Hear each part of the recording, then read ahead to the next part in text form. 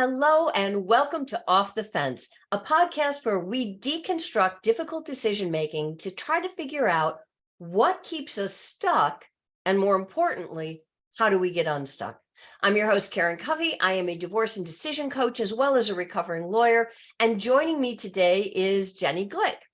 Jenny has been working with couples, families, and women for over 25 years.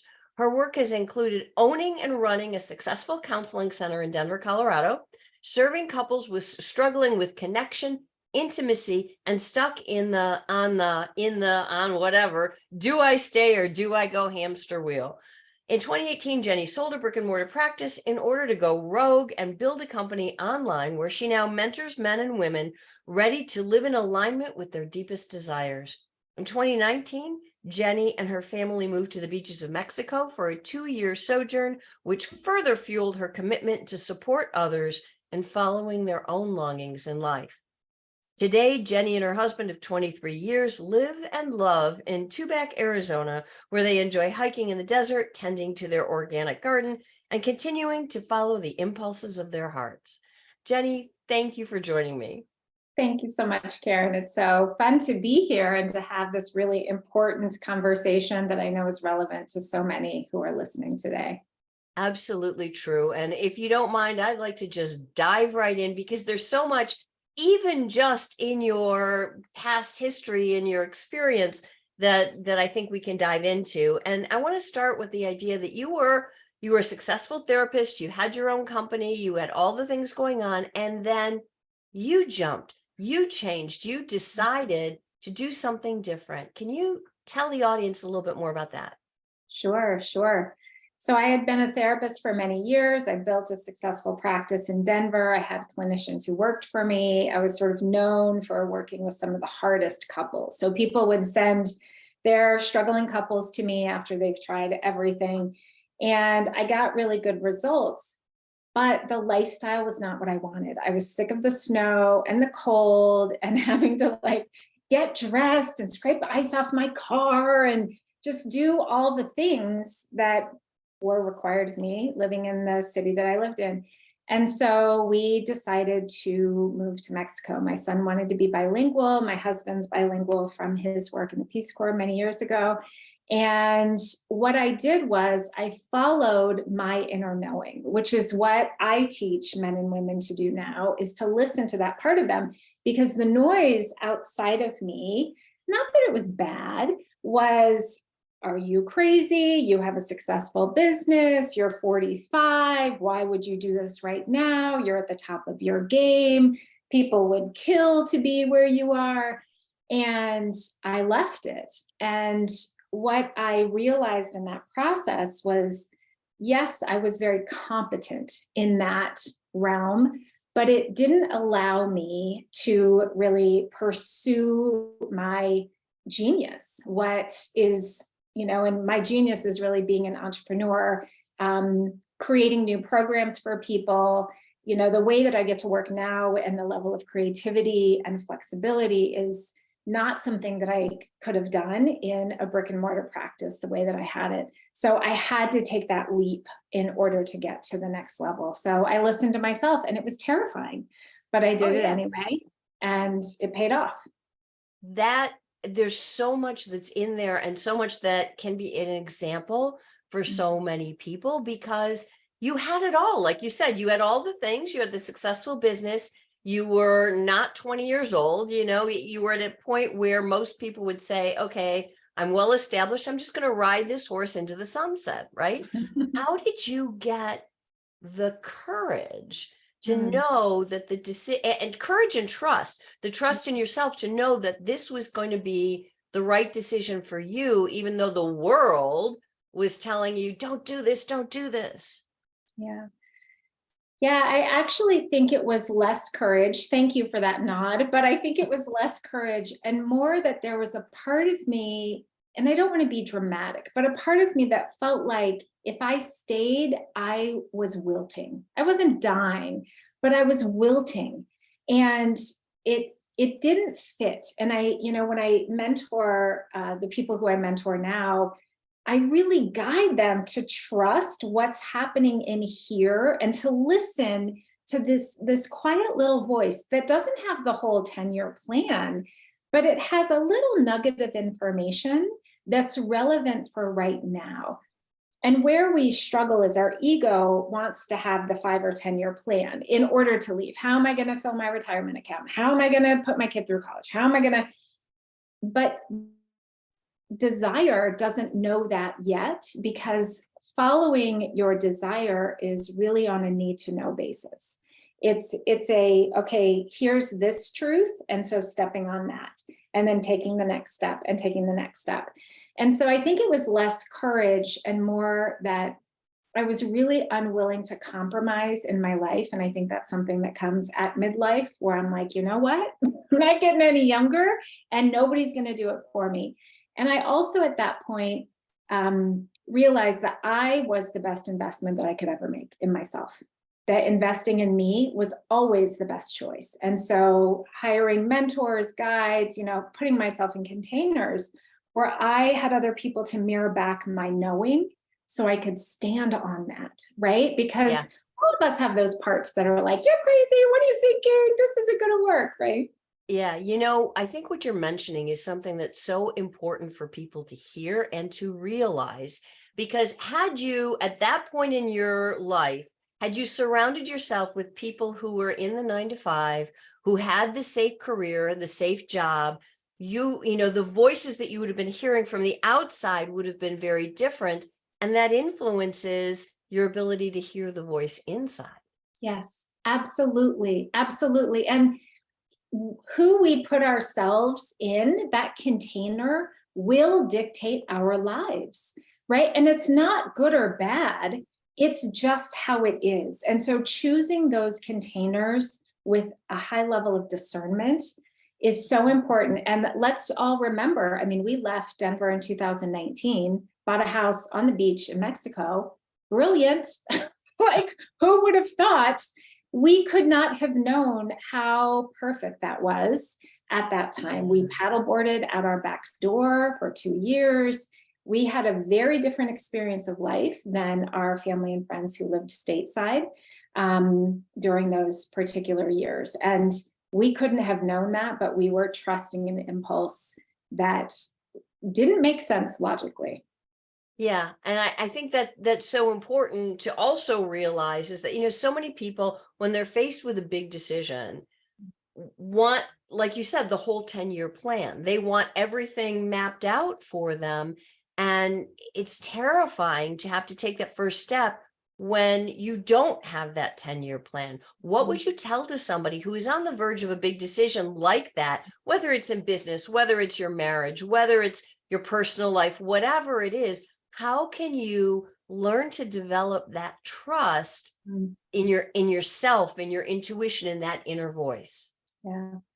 I think one of the biggest things is to pay attention to the bully in your head, the part of you that I say self-terrorizes. So that's the part that literally says, that's a dumb idea. Who would ever think about doing that? Well, let me tell you all the terrible things if you proceed with a divorce, quit your job, whatever the decision might be, because that voice is not telling you the truth. It's telling you one version of reality. And in my world and how I see the world, I believe the world is always conspiring for my greatness. And I live from that perspective.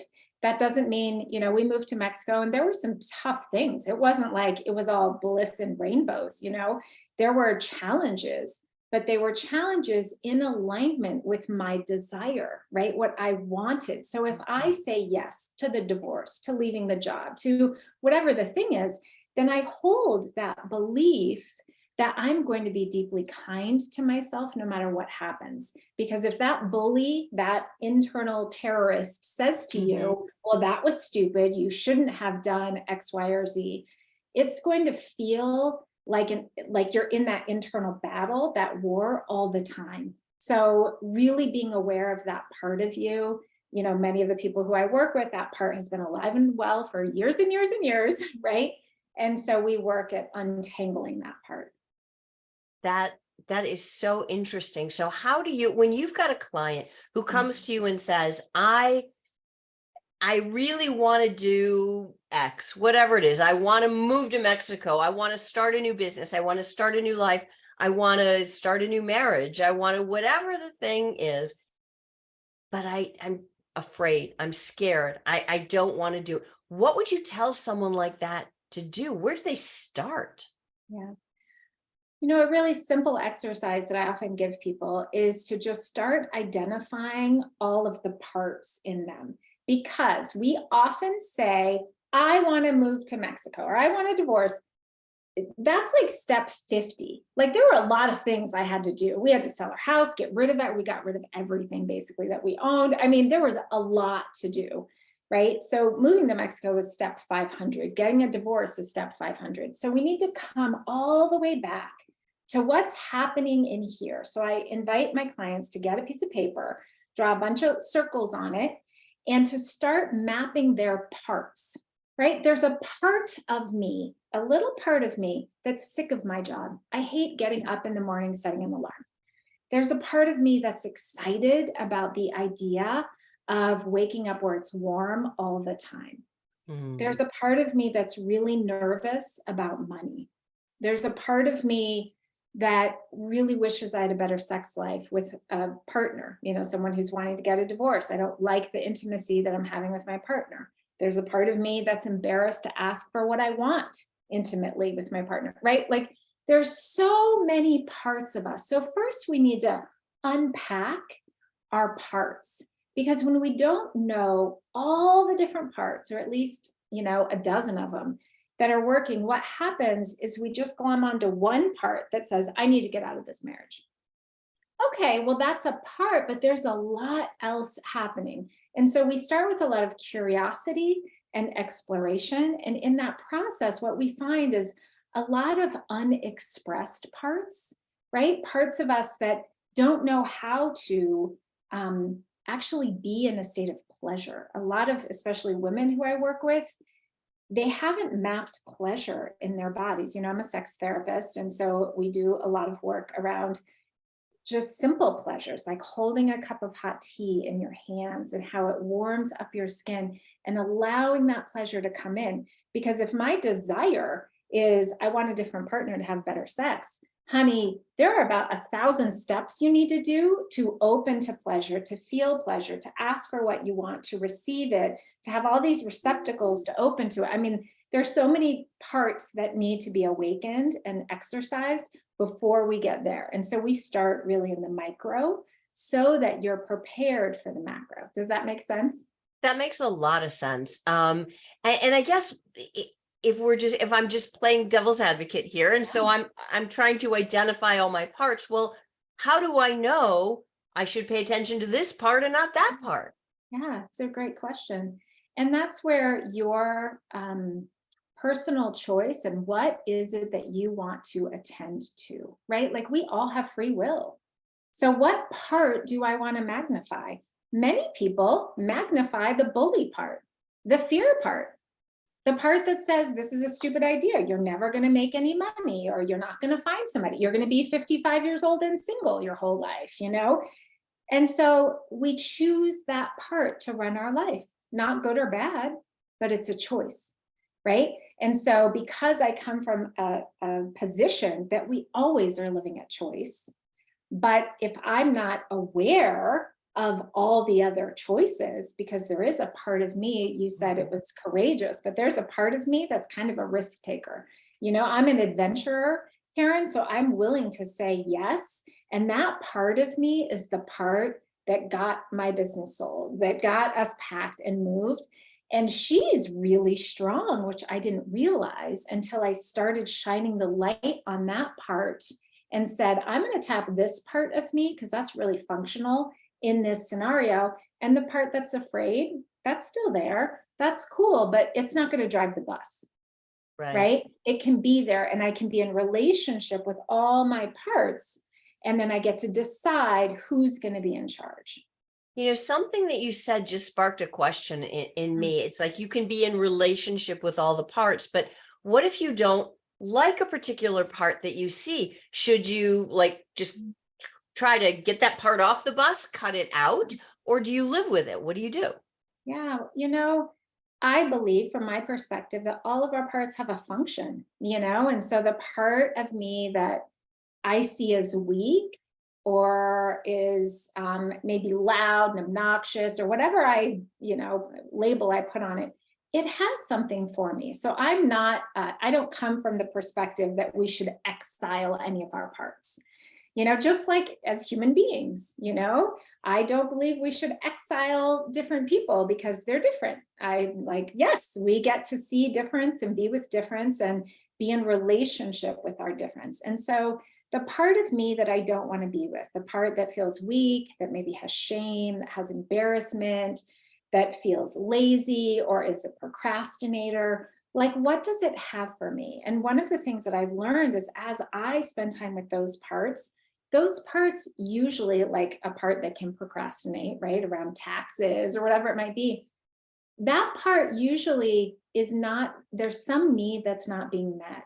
Like I'm not giving myself enough time to relax, to unwind. And so then it gets in this like, well, I don't want to do this. And so it wants to like throw it down when actually it's totally fine to do the taxes, to do the thing if I took care of myself in other ways, a Mhm. little bit better. So I'm a fan of getting curious of all of those parts and not trying to medicate them out or exile them or throw them away.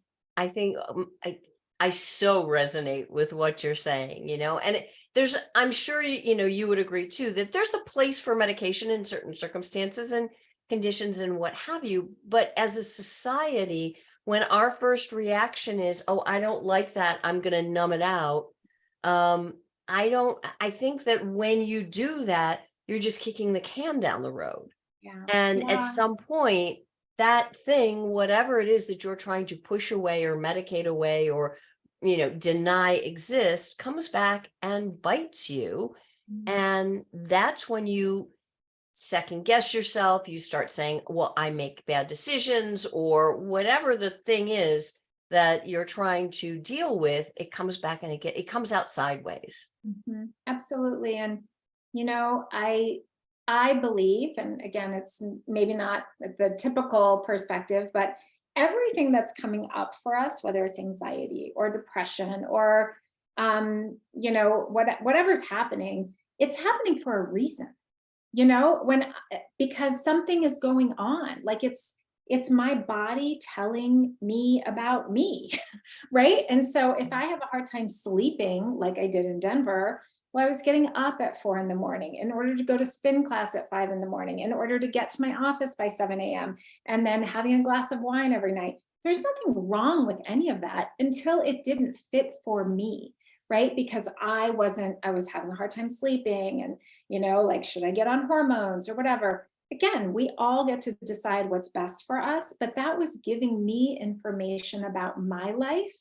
And I believe that, the lack of sleep and the anxiety that I was experiencing it was a reflection of what I was choosing to do with my life force. Right. And so as I shifted what I was choosing to do, those symptoms, which are just stories, telling me about me, changed as well. That is so important. I know in the work that I do with people who are struggling to figure out, do I stay or do I go, which is very similar. I mean, you've done the same kind of work over the years. And they present to me with all kinds of physical problems, right? And in our world, we're so compartmentalized that the fact that you can't sleep at night or that you're getting sick with something or other, or that you have this crippling anxiety, a lot of times people don't make the connection Yes. to, I'm not living in alignment with what I really want. They just Yes. attribute it to something else. So how can you suss out whether all the symptoms that you have, or some of them, are due to your lack of alignment with who you are versus, oh, I just caught a cold or I was Right. exposed to a virus or what have you?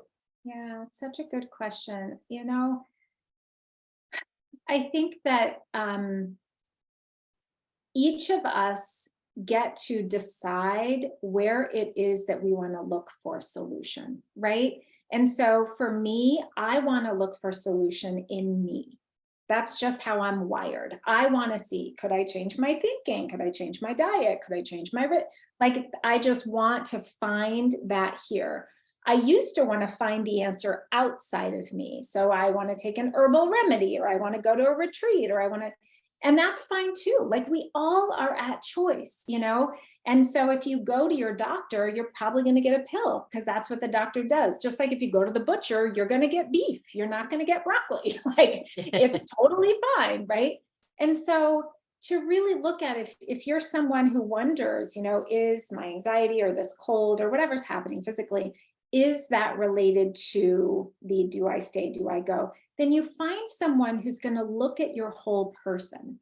Because if you go to, you know, the acupuncturist, they're going to do acupuncture on you for that thing, right? And so be very aware of what it is that you want to sort of fix your problem, right? And just choose with a lot of discernment, I think, is what I would suggest. Yeah, that makes so much sense. And I'd like to switch gears a little bit here Yeah. because I know you and I have had conversations before, and I'm really interested in getting your take on the role of personal responsibility in Mm, decision making, because that's something, I mean, in our world, everybody is, especially today, they're blaming the other guy for this or that. We're all polarized, we're all into blame. And personal responsibility is kind of the opposite concept. And I know you and I shake out at about the same place on this. I was just wondering if you could talk to our audience about the role of personal responsibility in decision making. yeah, well, I think it's huge, right? I do believe that we're all 100% accountable. And having worked with couples for many years now, lots of couples would come into my office and say, well, it's 50-50. And I would say, no, it's actually 100%, 100%. And so my life is 100% a reflection of me, period. And that doesn't mean it's always like good, right? Because it's life. So like the water heater goes out and, you know, whatever, there's just stuff happens. Um, and so I think that where it is that we can get stuck is believing that it's somebody else's fault, or being stuck in what I call, you know, think of as victim consciousness, right? And there are not a lot of books about victim consciousness, but there are some. And I believe that we become very unconsciously addicted to being a victim in our life.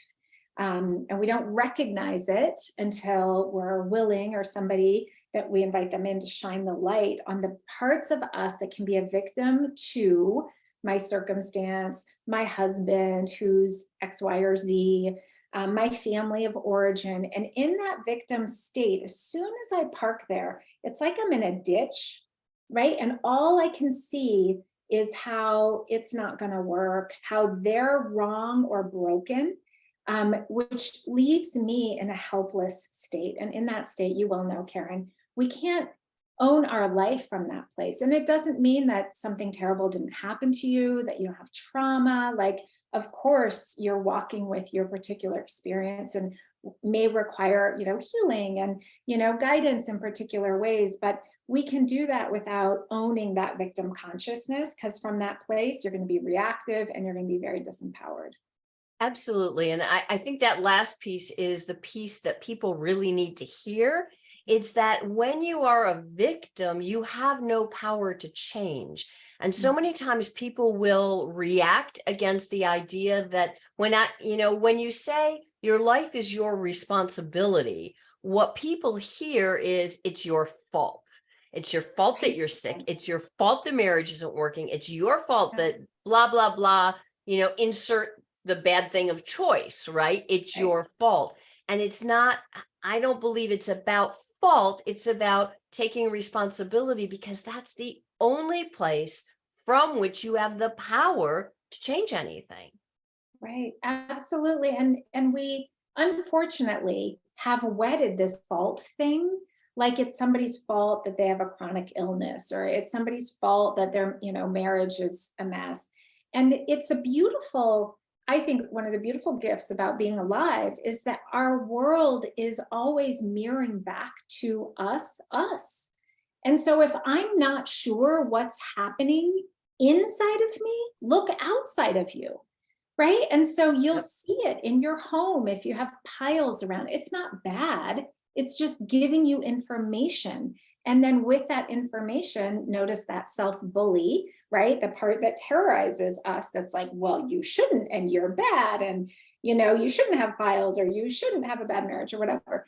Like that part of us is really loud, right? Rather than just saying, like, wow, I'm so appreciative that I'm willing to see that this relationship doesn't serve me anymore. It used to serve me when we got together 20 years ago, but now it doesn't. And I'm brave enough or courageous enough to look at that and then to make a decision from an empowered place, not from a victim place of, well, I can't, right? Right, 100%. And it goes back to, I mean, I think we've come full circle in talking about curiosity, that if you can approach whatever it is that that bully is saying to you with curiosity and look around you and say, what does what I see about my life tell me about me? Yeah. And Without and judgment. hold that.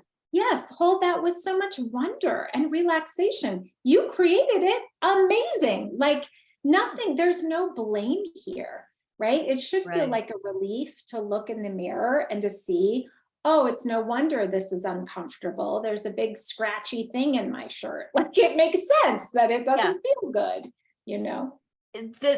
The struggle I think that so many people, though, clients of mine have, though, is that they say, yeah, but this, what I see around me, I didn't create that.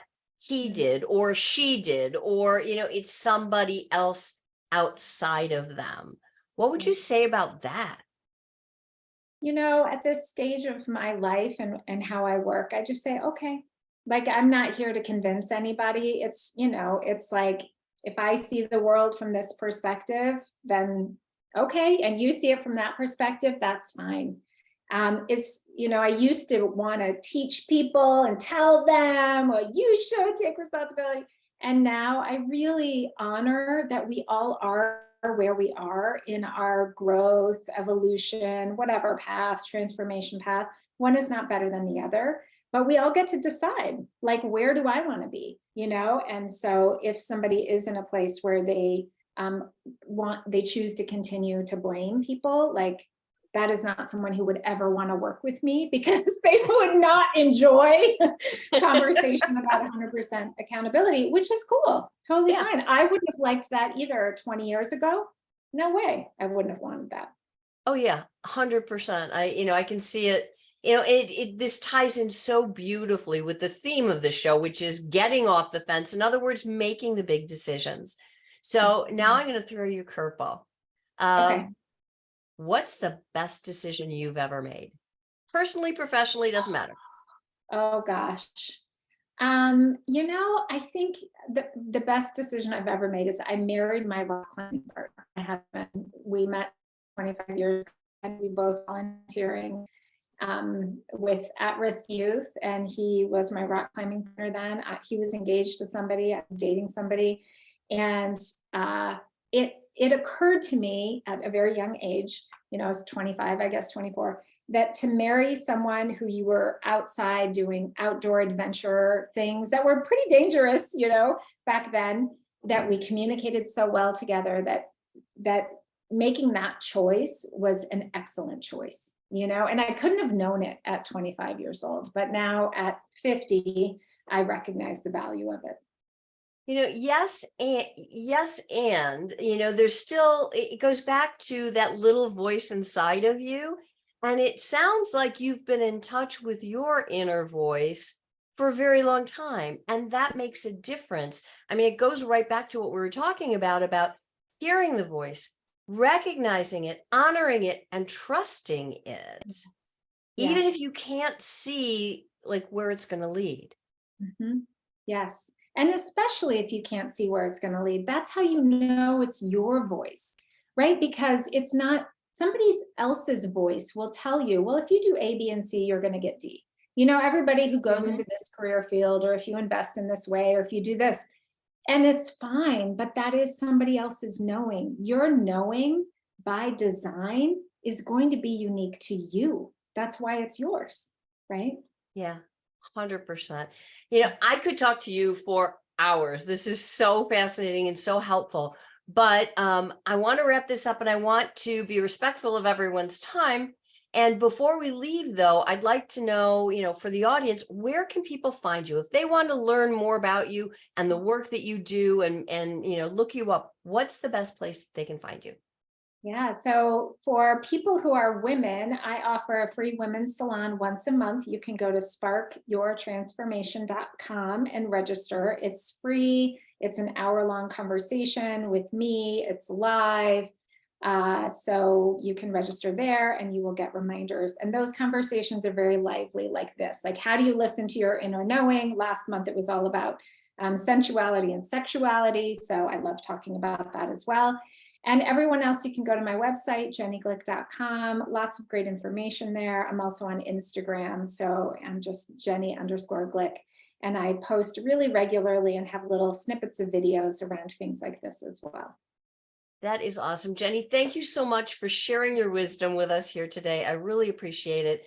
And for all of those listening, if you like what you heard, then please do me a favor, subscribe to the channel, listen to the podcast, subscribe to the podcast, and I hope to see you all again in the next episode.